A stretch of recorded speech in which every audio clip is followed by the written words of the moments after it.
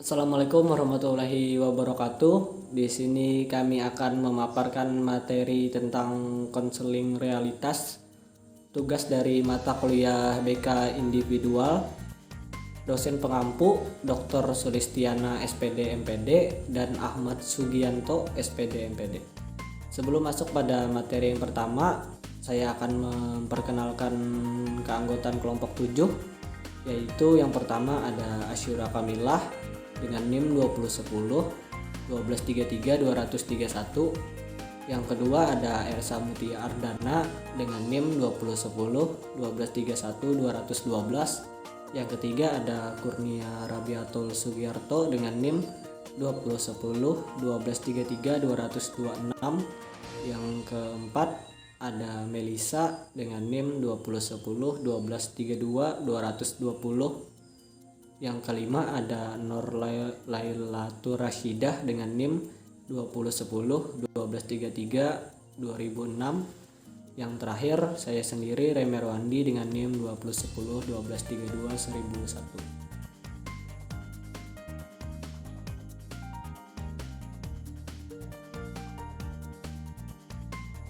Baiklah, yang pertama pendekatan konseling realitas. Konseling realitas merupakan suatu bentuk hubungan pertolongan yang praktis, relatif, sederhana, dan bantuan langsung kepada konseli yang dapat dilakukan oleh guru atau konselor di sekolah dalam mengembangkan dan membina mental konseli secara sukses dengan cara memberikan tanggung jawab kepada konseli yang bersangkutan. Apa itu konseling realitas?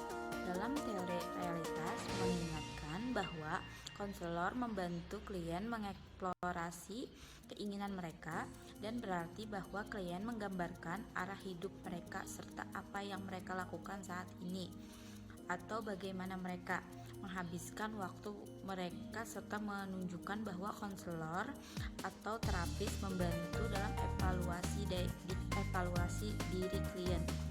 Dasar konseling realitas adalah prinsip bahwa kebutuhan manusia adalah sumber dari semua perilaku manusia. Selanjutnya, sejarah perkembangan konseling realitas.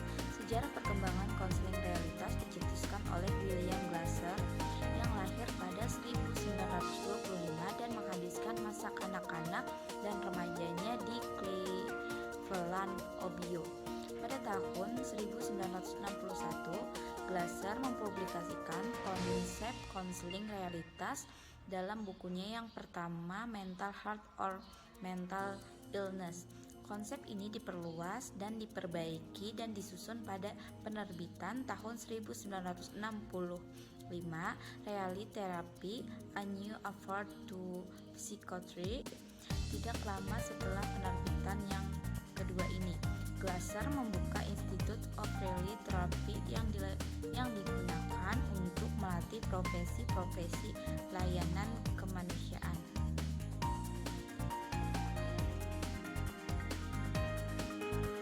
Selanjutnya saya akan menjelaskan materi berikutnya, yaitu tentang konsep utama menurut pandangan Glasser. Yang pertama yaitu manusia adalah makhluk rasional. Jadi manusia pada dasarnya adalah makhluk rasional. Oleh karena itu, pola tingkah laku individu lebih banyak dipengaruhi oleh pola pikir individu tersebut. Yang kedua, yaitu manusia memiliki dorongan untuk belajar dan tumbuh. Sebagai makhluk yang memiliki potensi dan kekuatan, manusia dipandang mampu mengambil keputusan bagi dirinya sendiri yang biasa disebut self-determining. Yang ketiga, manusia memiliki kebutuhan dasar.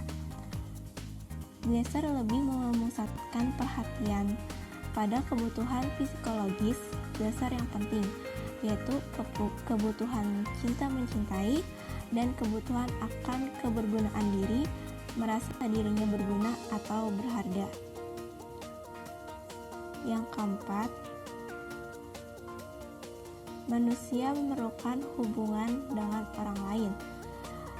Pemenuhan kebutuhan dasar memerlukan keterlibatan orang lain. Jika individu mengasingkan diri dalam kehidupan sosialnya, maka kebutuhan dasar individu tidak akan terpenuhi. Berikutnya, manusia mempunyai motivasi dasar untuk mendapatkan identitas diri yang sukses. Hal tersebut menunjukkan pada penentuan diri seseorang yang mencangkup keunikan, keterpisahan, dan kebermaknaan diri. Selanjutnya, manusia selalu menilai tingkah laku. Terkait dengan konsep sebelumnya, bahwa manusia pada dasarnya selalu mengadakan penilaian terhadap tingkah lakunya. Dan berikutnya yaitu dalam memenuhi kebutuhannya, manusia terikat pada 3R, yaitu responsibility, reality, dan right. Responsibility merupakan tanggung jawab atas perilaku dan pemenuhan kebutuhan dirinya. Dan reality yaitu perilaku yang tampak saat sekarang adalah bagian dari realitas, di mana realitas merupakan suatu fenomena yang dapat diamati, fakta yang tersusun dalam kenyataannya. Right yaitu manusia bertingkah laku sesuai dengan keputusan nilai yang dibuatnya tentang yaitu hakikat manusia dalam konseling realitas. Pada dasarnya, Dresser memiliki pandangan yang positif dan dinamis tentang hakikat manusia. Ia berkeyakinan bahwa manusia memiliki kemampuan untuk menentukan dan mengarahkan dirinya sendiri dalam memenuhi kebutuhan dasarnya. Teori dasar konseling realitas adalah teori pilihan yang menjelaskan bahwa manusia berfungsi secara individu dan juga berfungsi secara sosial, kelompok atau masyarakat, dengan pilihan perilaku efektif dan bertanggung jawab. Teori pilihan menjelaskan bahwa segala sesuatu yang kita lakukan adalah pilihan kita. Apa yang kita lakukan adalah kita yang memilih atau memutuskannya untuk melakukan hal tersebut. Setiap perilaku kita merupakan upaya terbaik untuk mencapai apa yang diinginkan untuk memuaskan kebutuhan kita. Secara utuh, setiap perilaku manusia terdiri dari 4 komponen. Yang pertama yaitu bertindak atau acting, yang kedua berpikir atau thinking, yang ketiga merasakan, feeling, dan yang terakhir yaitu fisiologi.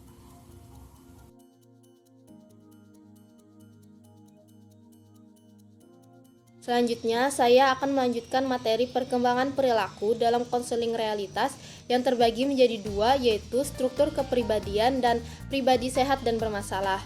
Jadi, struktur kepribadian adalah selaku usaha-usaha orang membuat untuk menciptakan kebutuhan fisiologis atau psikologis. Kebutuhan yang sangat berarti ini merupakan untuk menyayangi diri sendiri serta dicintai, merasa dirinya berharga dari orang lain yang juga berharga. Tiap orang belajar buat memenuhi kebutuhan tersebut. Yang berikutnya hendak meningkatkan tingkah laku yang wajar ialah bertanggung jawab serta berorientasi pada realitas dan mengenali diri selaku orang yang sukses. Selanjutnya adalah pribadi sehat dan bermasalah. Ada 2, yaitu pribadi sehat atau identitas berhasil dengan pribadi bermasalah atau tingkah laku salah atau tidak tepat. Jadi saya akan menjelaskan yang pribadi sehat atau identitas berhasil.